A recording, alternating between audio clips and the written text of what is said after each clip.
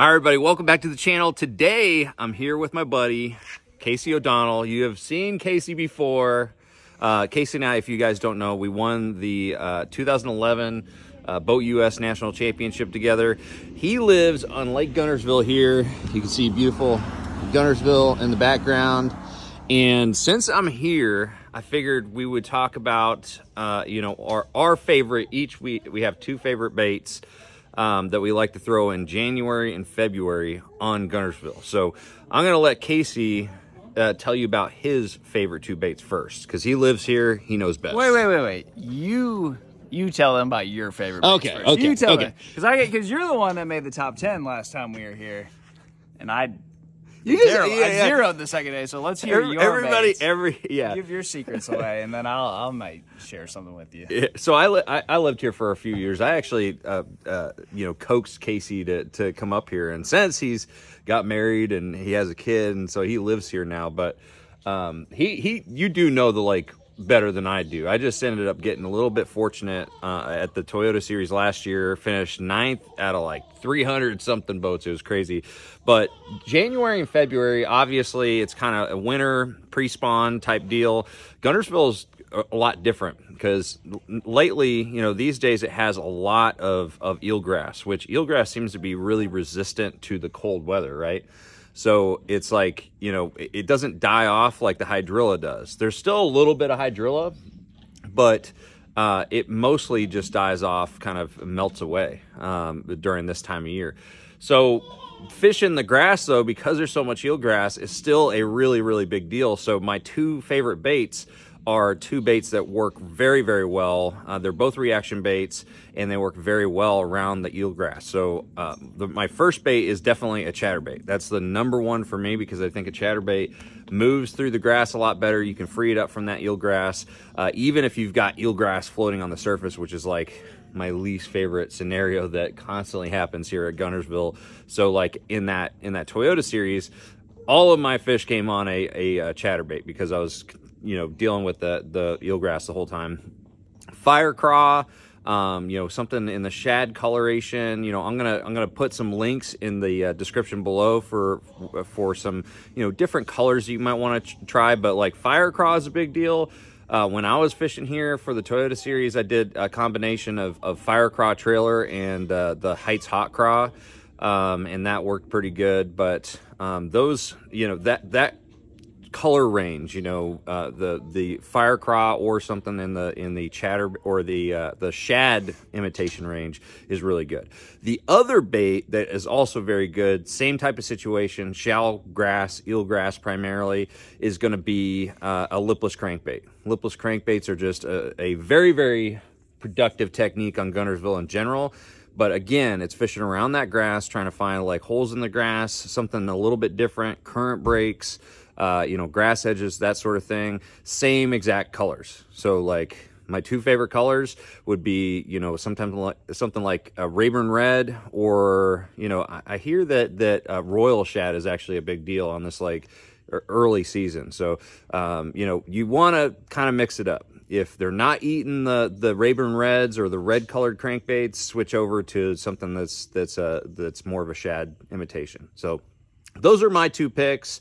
Casey's going to tell you his two picks. All right, so those are obviously really good picks. I have those on my deck from pretty much all year. The lipless crankbait, for sure, like November to April, always. So those are great baits, but those are really big fish baits, especially when that water's in the 40s. I mean, they're aggressive. Big fish are going to eat those baits because they're big profiles, they're loud, and they just catch giants this time of year. Miles caught giants when he was here this time last year. I have mistaked the carrot for the whip many times on this lake and have taken a beating for it. So I got to be consistent. This is my home waters. So yeah, those are great baits. They catch giants. If I have a limit, I'm definitely throwing those baits. But when the water's in the 40s, a finesse jig and a medium diving crankbait, I'm still in the eelgrass like Miles is, but I just need to fish for more bites. I need 7 or 8 bites. I don't need 5 bites. And what you said to me is like 8 hours grinding for 5. Yeah. So what do you mean by a medium diving crankbait? Like, give us an example. Man, there's so many good ones, like a Strike King Series 3, a DT6. Bandit 200? Bandit 200, something. You know, the eelgrass grows at different depths all over the lake. You know, I stay in that 6 to 3 foot range, and a crankbait to me just gets more bites than a lipless or a chatterbait.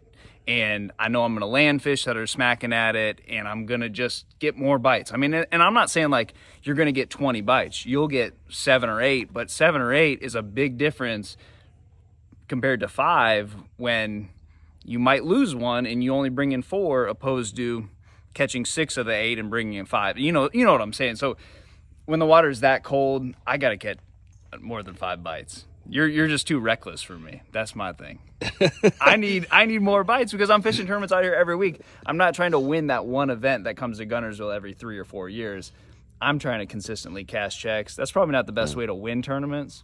For the record, I got a lot of bites in that tournament. Hey, but I've also had a ton of days out here on Guntersville. Well, what he's saying is completely true. And Chickamauga is the same way. It's like you're living by the sword, dying by the sword with those baits, because sometimes you only get like 2 or 3 bites. So you have to have something like Casey's saying to kind of, you know, hedge your bets a little bit and get, you know, some fish in the boat, some keepers in the boat. And I did, this was March, but 8 years ago, I did win a co-angler Toyota Series event out here with just a chatterbait. You won a boat. And a lipless crankbait. You won a boat, people. With the exception of 1 fish. I caught 1 on a chatterbait, but the other 13 came on a lipless and a chatterbait. So those are big fish baits. I'm not taking anything from them. They're on my rods, like I said. So what colors do you, for these baits that you're talking about? All right, so for the, depending on the water clarity with that finesse jig, you know, obviously Tennessee River, the green pumpkin's always good. The black and blues are good.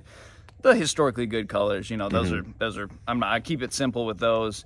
And then for a DT6 or a Bandit 200 or a Strike King Series 3 grass baits, I like the reds like you're saying. Man, those companies make all kinds of different reds. I like that Royal Shad. That's a white with a purple back. Shad colors, even the translucent ones when the water gets really clear and water's really clear and you have those bright bird sunny days. Yeah.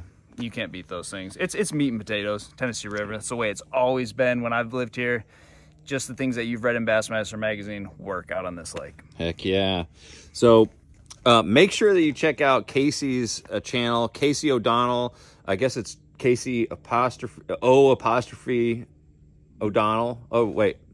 You say it. Casey O'Donnell, O''DONNELL. There's not an extra O in between the first O and the apostrophe. Okay, anyways, he knows what he's talking about. Casey is the man out here on Guntersville. He loves this lake, and it loves him. Most of the time, he didn't have a great tournament. I caught him the first day. The second day, we had a fog delay. You know, he made things too complicated. I've got a lot of excuses. We could make this video 30 minutes long if we wanted to. I know how the over complication thing goes. But yeah, guys, if you guys are looking for what to throw January, February, you know, even like you said, March, you know, these are baits that are proven. They're going to catch fish, and there's a ton of fish out here on Guntersville. So check out the description section where I've got all these links. I'm going to write out exactly what tackle you need for all this different, or, you know, the tackle that I would choose and Casey would choose for each of those techniques.